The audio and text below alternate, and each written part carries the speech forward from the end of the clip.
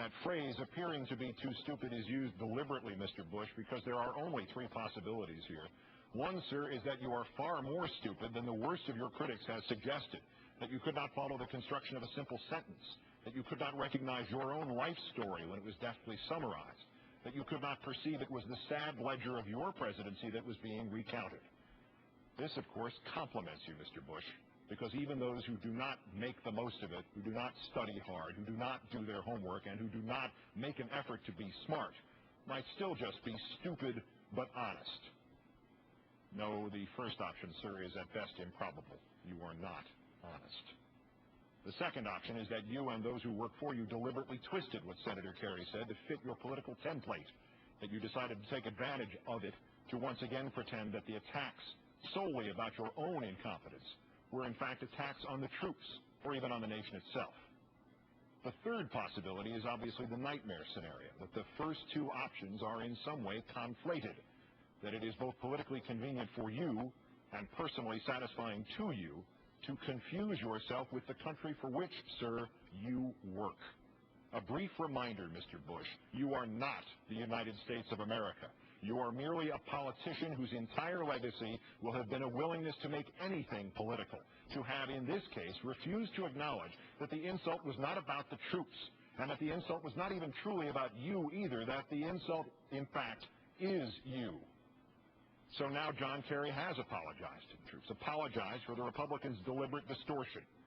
So now you, Mr. Bush, will make the apologies you owe our troops, right?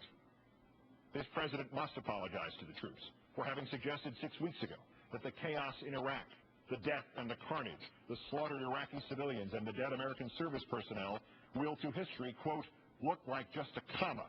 This president must apologize to the troops because the intelligence he claims led us into Iraq proved to be undeniably and irredeemably wrong. This president must apologize to the troops for having laughed about the failure of that intelligence at a banquet while our troops were in harm's way. This president must apologize to the troops because the streets of Iraq were not strewn with flowers and its residents did not greet the troops as liberators. This president must apologize to the troops because his administration ran out of plan after barely 2 months.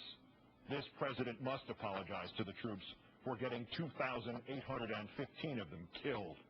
This president must apologize to the troops for getting this country into a war without a clue.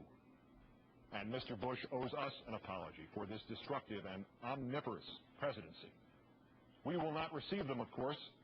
This president never apologizes, not to the troops, not to the people, nor will those henchmen who have echoed him.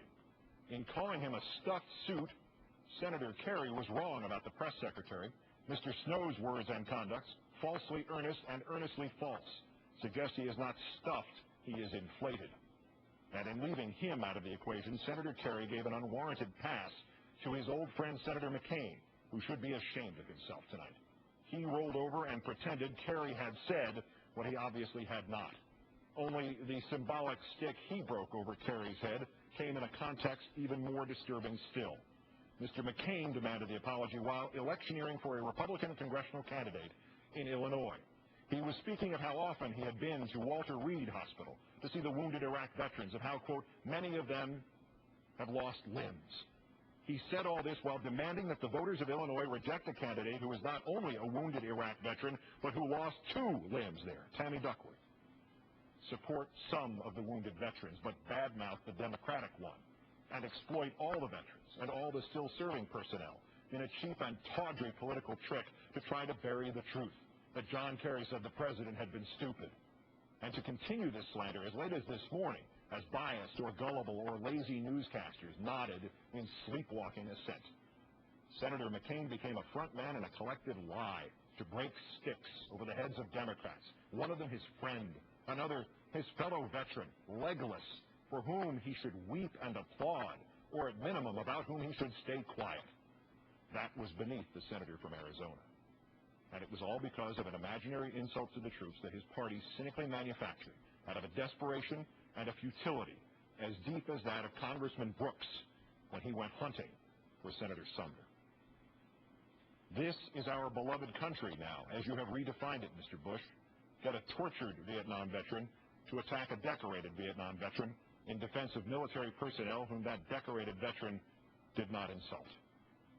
Or get your henchmen to take advantage of the evil lingering dregs of the fear of miscegenation in Tennessee in your party's advertisement against Harold Ford. Or get the satellites who orbit around you like Rush Limbaugh to exploit the illness and the bipartisanship of Michael J. Fox. Yes, get someone to make fun of the cripple. Oh, and sir, don't forget to drag your own wife into it. It's always easy, she said of Mr. Fox's commercials, and she used this phrase twice. It's always easy to manipulate people's feelings. Where on earth might the First Lady have gotten that idea, Mr. President? From your endless manipulation of people's feelings about terrorism?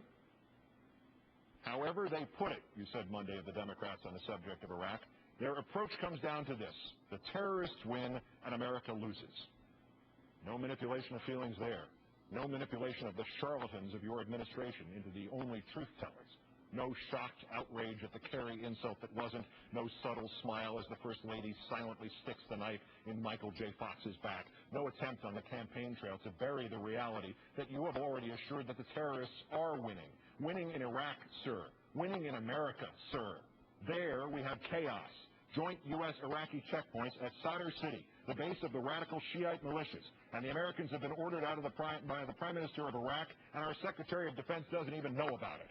And here we have deliberate, systematic, institutionalized lying and smearing and terrorizing, a code of deceit that somehow permits a president to say, quote, if you listen carefully for a Democrat plan for success, they don't have one. Permits him to say this, while his plan in Iraq has amounted to a twisted version of the advice once offered to Lyndon Johnson about his Iraq, the thing called Vietnam. Instead of declare victory and get out, we now have declare victory and stay indefinitely. And also here we have institutionalized the terrorizing of the opposition. True domestic terror. Critics of your administration in the media, sir, receive letters filled with fake anthrax. Braying newspapers, sir, applaud or laugh and reveal details the FBI asked to have kept quiet and thus impede or ruin the investigation. A series of reactionary columnists, sir, encourages treason charges against a newspaper that published supposed national security information that was openly available on the Internet. One radio critic receives a letter threatening the revelation of as much personal information about her as can be obtained and expressing the hope that someone will then shoot her with an AK-47 machine gun. And finally, a critic of the incumbent Republican senator, a critic armed with nothing but words, is attacked by the senator's supporters and thrown to the floor in full view of television cameras as if someone really did want to reenact the intent and the rage of the day Preston Brooks found Senator Charles Sumner. Of course, Mr. President, you did none of these things. You instructed no one to mail the fake anthrax, nor undermine the FBI's case, nor call for the execution of the editors of the New York Times, nor threaten to assassinate Stephanie Miller, nor beat up a man yelling at Senator Allen, nor had the First Lady knife Michael J. Fox, nor tell John McCain to lie about John Kerry. No, you did not, sir. And the genius of that thing is the same as in King Henry's rhetorical question about the Archbishop Thomas Becket. Who will rid me of this meddlesome priest? All you have to do, sir, is hand out enough new canes. Keith Olbermann, good night and good luck.